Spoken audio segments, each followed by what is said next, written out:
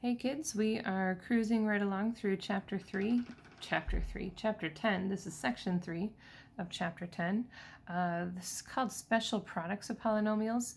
This is a good lesson for those of you who appreciate and enjoy shortcuts, I guess you can call it. And it's a lesson that frustrates people who don't thrive on shortcuts, who like to show all of their steps and all of their work. So my goal for you for this lesson is that you watch it, you understand it, and that it's logical to you. And if it works, use it, and that's great. And if it doesn't work, then that's okay. You do whatever makes most sense to you. And if you prefer to show all the steps, then that is entirely okay. All right, so again, before we get started, this is not a perfect lesson. These are just the high points. So please just keep that in mind. It's meant to help students who have been absent or help kids at home who need a refresher or some homework help. Okay, so what we have here, I can't zoom out any more than this, so I'm going to try to squeeze this in here. If you're looking at your notes, we have 1, 2, 3, really 4 rows. There's one sneaking down here, but these are the 3 that I want to focus on. Okay. For each row, there are 4 boxes. These 3 are practicing. These are writing a rule. So these are multiplication questions that you already know how to do the long way. My challenge for you is that you solve these out using FOIL, and as you do so, be mindful of patterns to see if there is a rule or a trick that you can follow to get from the initial question to the final answer without having to show work.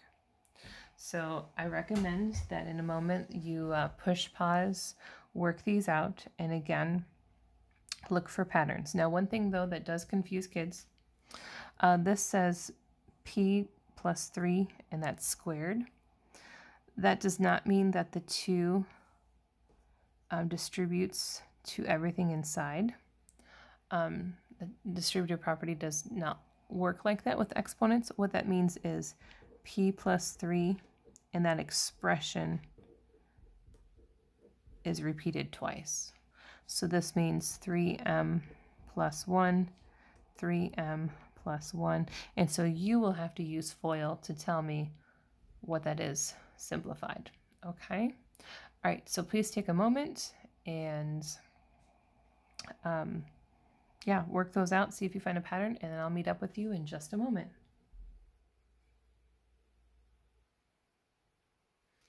All right, so hopefully you got some good results, and I just wanted to share some work with you. I'm going to try really hard to cover up just what I need to cover up and not goof up my camera. I'm not very good at this. I haven't been recording videos very long. There we go. Hey, not so bad there. Okay. All right, so hopefully these are the same solutions that you got, and this is the work that you have, okay? And so if you look at here, this is x plus 2, x minus 2, 2n plus 3, 2n minus 3, 4y plus 1, 4y minus 1. So we're multiplying the same binomials except for addition, subtraction, addition, subtraction, addition, subtraction.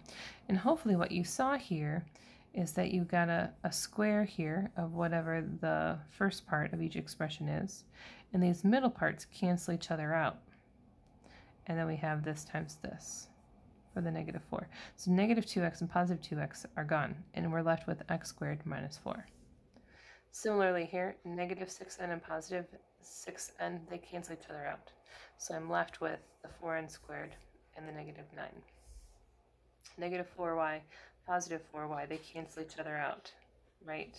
So there's got to be a pattern here. First of all, if I'm multiplying 2 binomials that are the same with a positive and a negative, I know that the middle variables are going to cancel out. Another thing that you might notice is if you look at these leading parts and the final answer, 4y squared 4 squared is 16, y squared. 2 squared is 4, n squared. X squared is x squared, right? 2 squared is 4, 3 squared is 9, 1 squared is 1. So the rule that we can use for this is, if you have a plus b times a minus b, you can take the a squared and subtract from that b squared. And this a and b, this comes from the first term, second term, first term, second term, a term, b term, a term, b term, okay? Okay, and this is assuming that the a's are the same. So these are the same, except for the sign, right? Okay. All right, let's study a new one of these. And so here we find that if I'm multiplying the same expressions together, I'm going to have a repeated part in the middle. So 3p and 3p, because I'm multiplying p times 3 and 3 times p all over again because they're the same thing. And so that gets doubled in the middle. 3 and 3m make 6m. 10 and 10w make 20w. Oh, sorry. And you'll also see, similar to the previous one, 5w squared is 25w because the first part of the FOIL is first. 5 times 5 is 25. W times w is w squared. And then the last part of FOIL, 4 times 4, or 4 squared, is 4. 1 squared is 1. 3 squared is 9. So the rule that you can use for this is, if I have an AB and that's squared, I can skip all these middle steps and go straight to the answer by squaring the A, multiplying A and B and 2 together, and then squaring the B, separated by addition signs. Okay? And it makes sense that these are going to be positive because if you square anything, you're going to come up with a positive. Cool. All right. Oops, I'm trying not to show the answers to the bottom while I scooch this down. Okay. Whoops, what am I doing? No! I got distracted. My cat just jumped on the table. I'm a little nervous that she's gonna make a guest appearance. Go, scoot away. Thank you. All right, so this time I have expressions that have negatives that are repeated. So again, it makes sense for the first part of FOIL, the first part, these two are, it's like squaring this first part.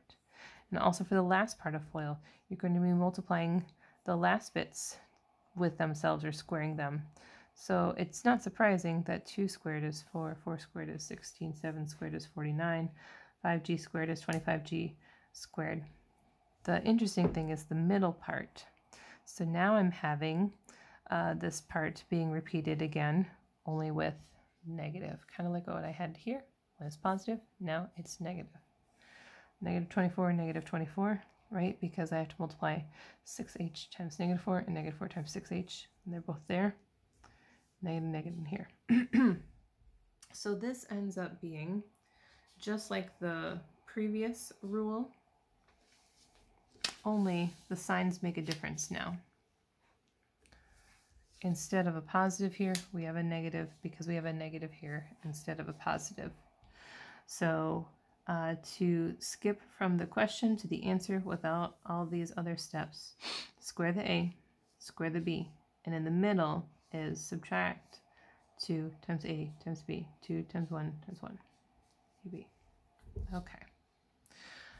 All right, so what I want to challenge you to do is to complete the bottom 3 questions using those strategies. Even if you are not someone who loves shortcuts and strategies, I would like to force you into referring back to your notes and trying to get to the answer using the shortcuts, because I do believe that practice does make you a little bit better at this, a little bit more comfortable, and makes it a little less frustrating. So take a moment, try those, and then push play. All right, here we go. So we are going to start with r plus 5, and that's squared. So for this, you are going to use the second one here. So that means, I'm going to rewrite the rule here. So we said that's a squared plus 2ab plus b squared.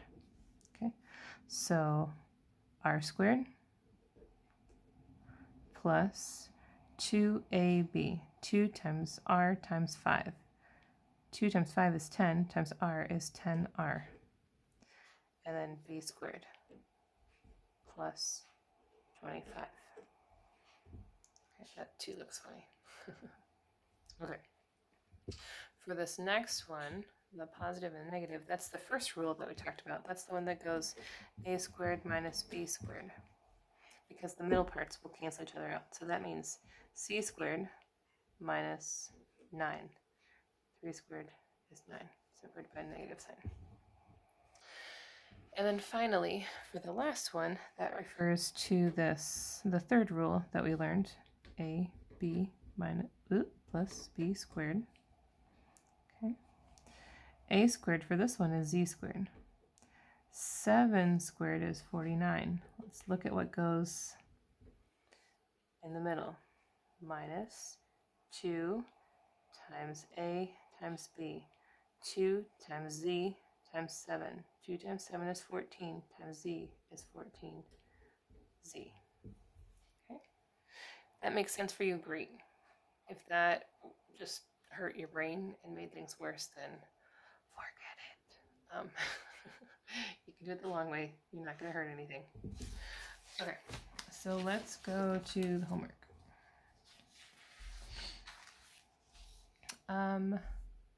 Questions 1 through 6, I would like to be impress me questions. I'll be looking forward to seeing your response for those.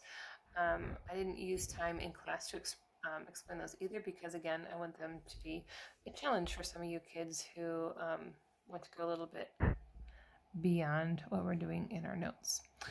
Your homework actually picked up on question 7 all the way through the bottom. Now, could you just do these the long way? Absolutely, you sure could. And honestly, it's fine. Should you challenge yourself to use these different rules? Yeah, you should, because practice will make this go faster. You may eventually find that you actually like these different special products. So yeah, so that's my feelings on that. So when you are working these through, first identify the type of question this one is. So this is like our first example from our notes. And then look at the rule that you're following. This is the a squared minus b squared rule. So a squared minus b squared. And that would be my answer. So this one, this is like the second rule that we learned, the one that goes a squared plus 2ab plus b. So a squared plus 2ab plus b squared. Okay. And then this one. This is the last rule that we used, a squared minus 2ab plus b squared. So a squared minus 2ab plus b squared. There you go. And could you do the shortcut? You sure could. And then go back and check your answer by doing it the long way. That would be awesome too. And that's up to you. So if you need some help, if this didn't go well for you, you need an additional explanation, please do not hesitate to send me an email or come see me before school or homeroom, and I am happy to help.